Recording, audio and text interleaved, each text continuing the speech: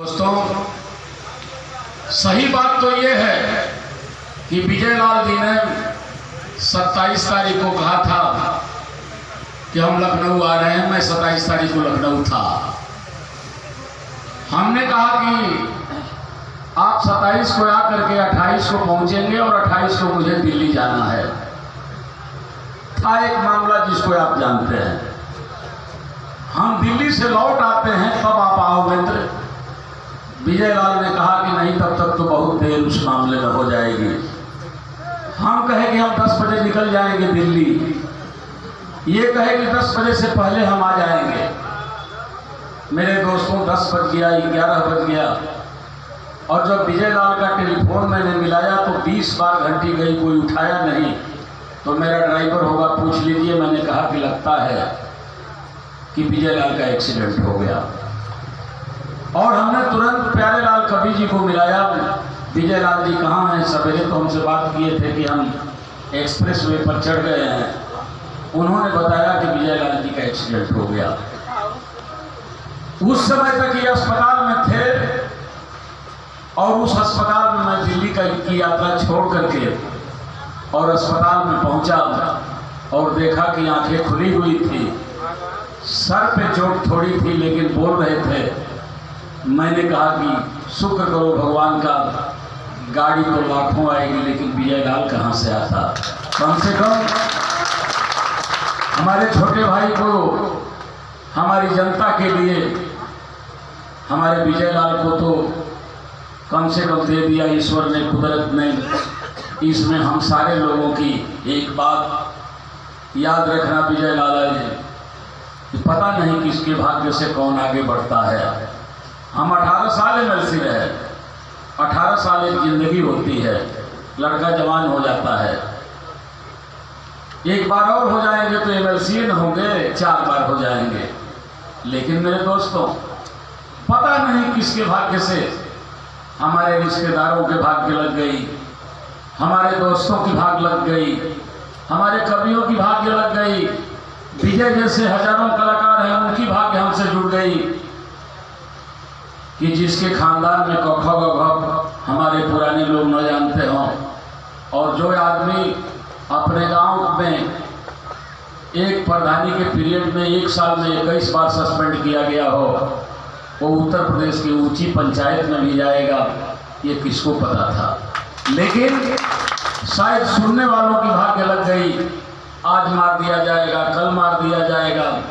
लेकिन आपके दुआओं ने केवल विजय लाल को ही नहीं, हमारे कार्यक्रम में तो न मालूम कितनी बार गोलियां चली थी, लेकिन आपकी दुआओं ने मुझे बरकरार रखा।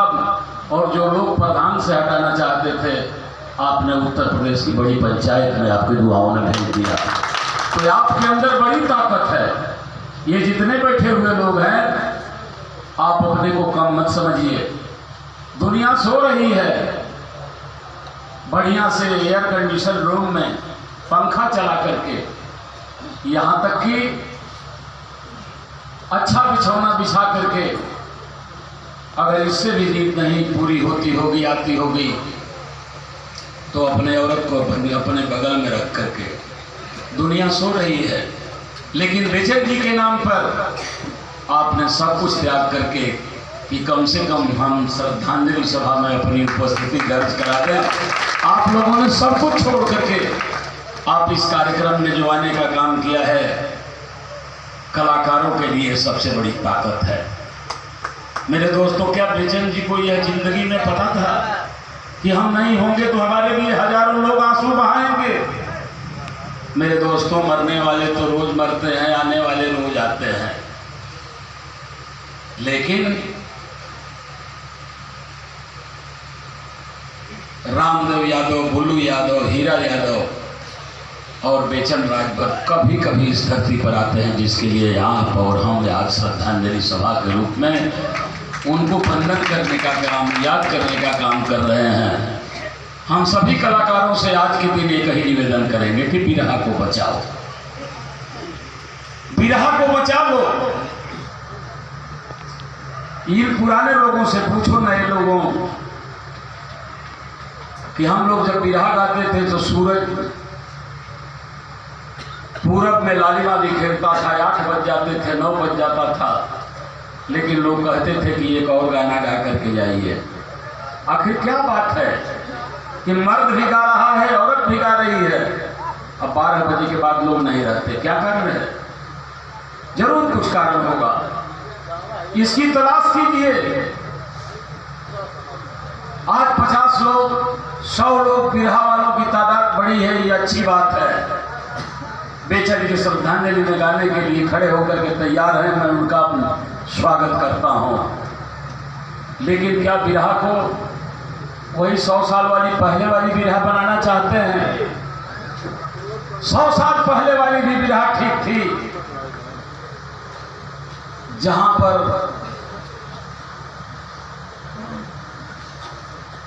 एक से एक छंद लिखे थे कवियों ने।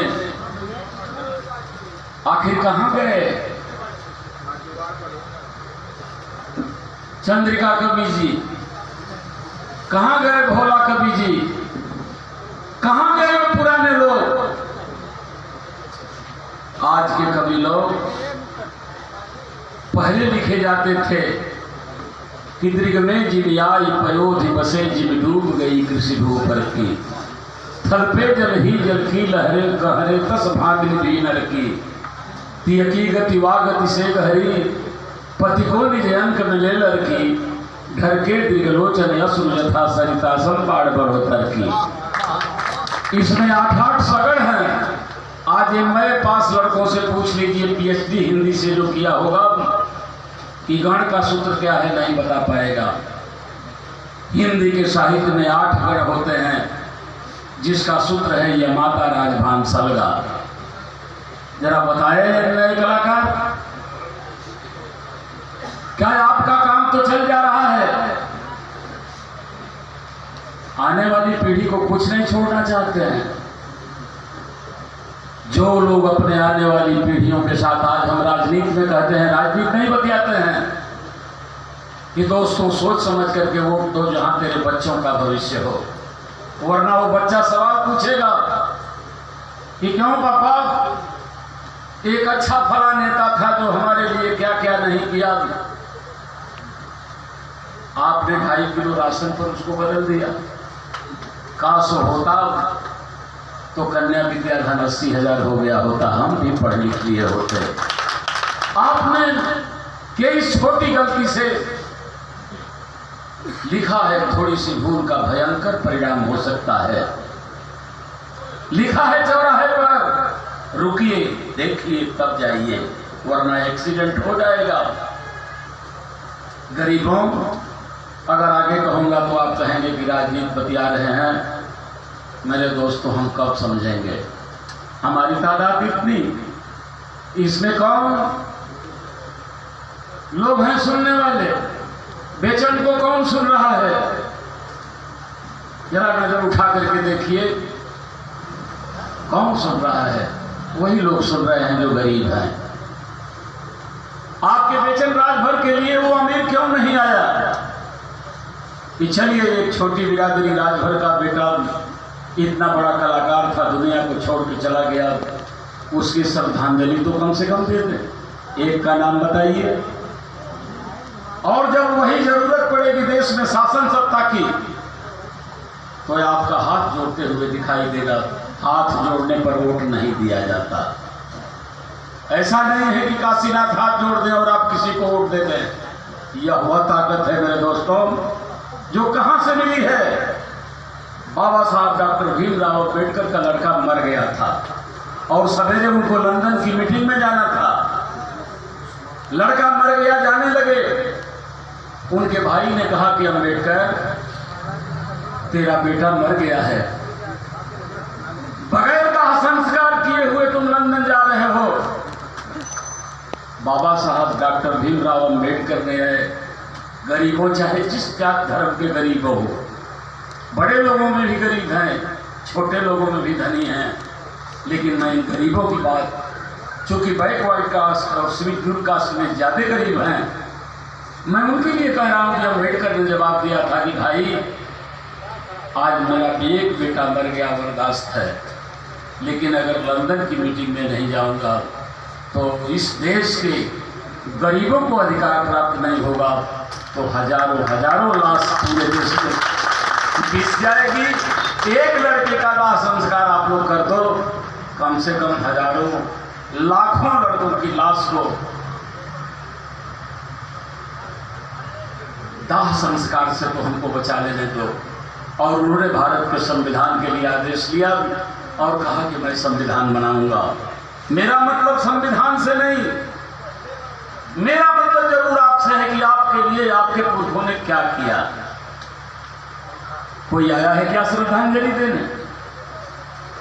श्रद्धांजलि देने कौन आया? आप आए सुन करके श्रद्धांजलि दे रहे हैं, कलाकार आए गा करके श्रद्धांजलि दे रहे हैं। विजय लाल इतनी दूर से आए, कवि जी उतने दूर से आए, मैं सारा कार्यक्रम छोड़ करके श्रद्धांजलि देने के लिए आया। लेकिन जरा उनमें से एक नाम बता दीजिए जिन लोगों ने आपके उस चहेते राजभर जात के उस चहेते, और केवल राजभर ही नहीं बल्कि बिरहा समाज के चहेते, सुनने वालों के चहेते स्वर्गीय बेचन राम जी के लिए कोई आंसू बहाने के लिए उनमें से आया? और कुछ ना, अरे फूल ही चढ़ा के चले गए होते। लेकिन कल चुनाव का बिगुल बज जाए तो शायद वो लोग, जो लोग हमें आज सदियों से गुलाम बनाए हुए बैठे हैं, हालांकि इस गाजीपुर जनपद में कोई अमीर नहीं है, चाहे आप ठाकुर हो, ब्राह्मण हो, भूमिहार हो, यादव हो, राजभर हो, यहाँ धनी वनी कोई है नहीं। धनी टाटा बिरला डालमिया है।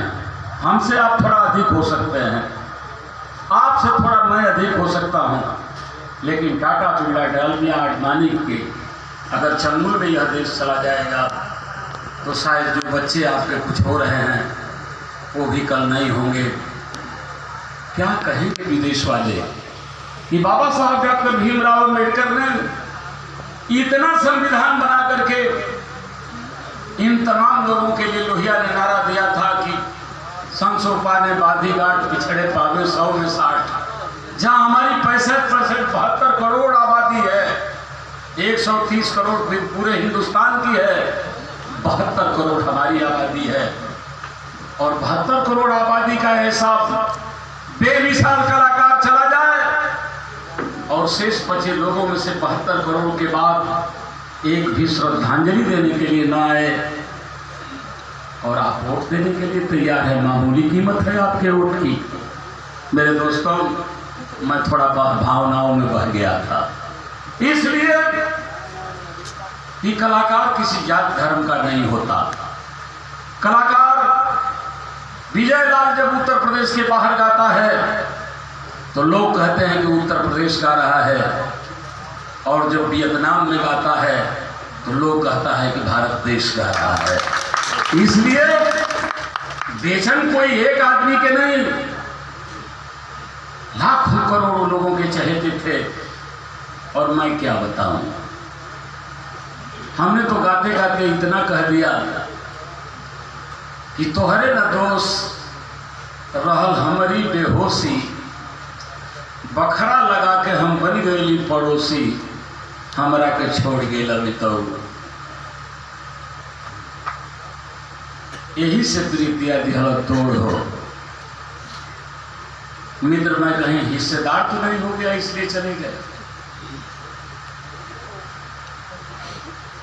मैं पूरा हिस्सा छोड़ने के लिए तुम्हारे जिम्मे तैयार हूं, एक बार वापस चले आओ। मेरे दोस्तों,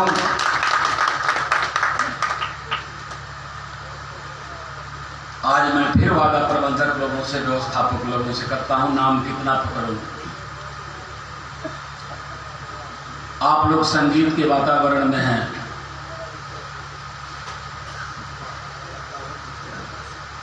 और मैं सिर्फ आप लोगों से आग्रह यही करूंगा कि साल में एक दिन ये व्यवस्थापक मंडल इस कार्यक्रम को कराता है, कृपया एक दिन अपने को खाली रखें और हर जात धर्म के लोग, मैं इन लोगों को, उन लोगों को भी आह्वान करता हूं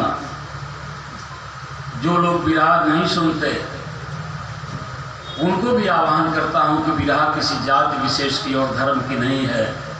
विरह सबकी है, पढ़े लिखे लोगों की है।